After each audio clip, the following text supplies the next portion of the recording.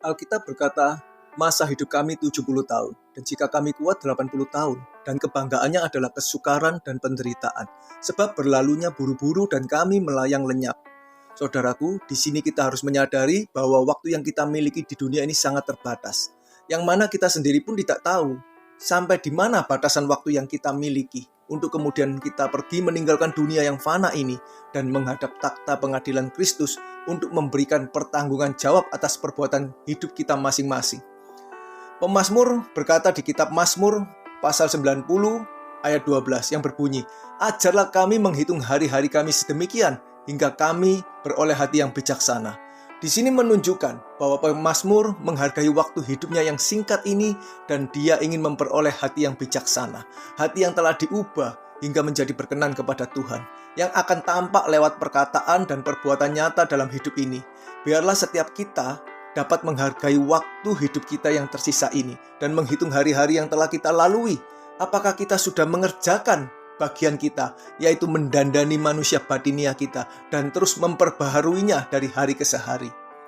Saudaraku yang terkasih, Tuhan menghendaki supaya kita menghargai waktu atau menghargai kesempatan hidup yang kita miliki ini untuk selalu kita cermati dengan teliti bagaimana kita membiasakan diri atau bagaimana kita menjalani hidup kita sehari-hari.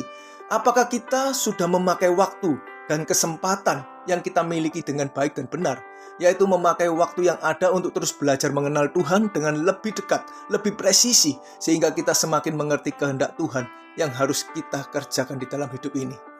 Janganlah sampai hidup kita ini hanya mabuk oleh anggur dunia. Dengan kata lain, jangan sampai hidup kita ini serupa dengan cara hidup orang dunia yang berfokus hanya pada kesenangan, pada pemenuhan kebutuhan jasmani, dan memuaskan hawa nafsu kita. Tetapi hendaklah hidup kita ini dipenuhi oleh roh huruf besar. Yang artinya hidup kita ini harus dipenuhi oleh spirit dan gairah Allah. Hidup kita harus mengenakan pikiran perasaan Allah yang kita ekspresikan di dalam setiap perkataan dan perbuatan kita di hidup ini.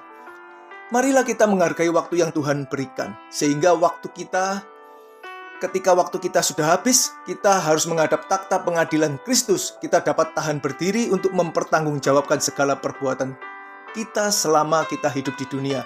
Dan saat itu, yang menjadi kebanggaan dan pencapaian kita adalah ketika kita mendengar yang mulia Tuhan Yesus berkata, "Engkau hamba-Ku yang baik dan setia. Aku mengenal engkau sebab engkau melakukan kehendak Bapa. Sekarang masuklah dan turutlah dalam kebahagiaan dengan Tuhanmu."